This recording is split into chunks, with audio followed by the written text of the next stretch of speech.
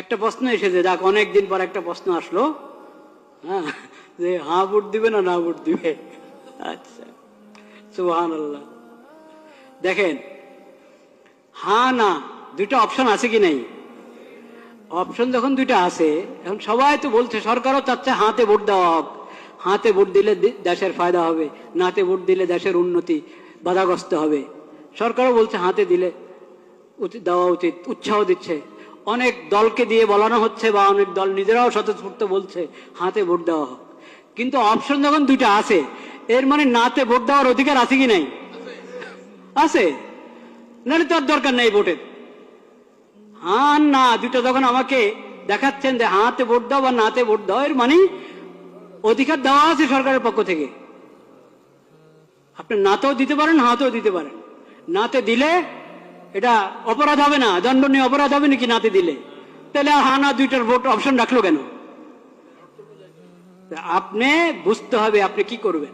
বাধ্য হয়ে দিবেন না ভোট, নিজেকে বাধ্য মনে করবেন না যে আমাকে হাতেই দিতে হবে। বাধ্য করে না কেউ আপনাকে, কিন্তু এক ধরনের যন্ত্রণায় ফেলেছে আমাদেরকে। নির্বাচন কমিশন হোক, সরকার হোক, বিদেশিরা হোক, আমাদেরকে এক ধরনের কিসের মধ্যে ফেলেছে? যন্ত্রণায়, পেরেশানিতে ফেলেছে। দেখেন, একটা প্রশ্ন, কথার কথা একটা বোঝার জন্য একটা প্রশ্ন আপনি করলেন, ঢাকা এটা কি বাংলাদেশের রাজধানী না ইন্ডিয়ার রাজধানী?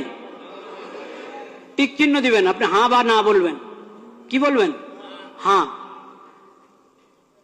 ঠিক আছে, বাংলাদেশ ইন্ডিয়ার রাজধানী, হ্যাঁ বা না কি বলবেন? না। এখন আপনাকে প্রশ্ন করে,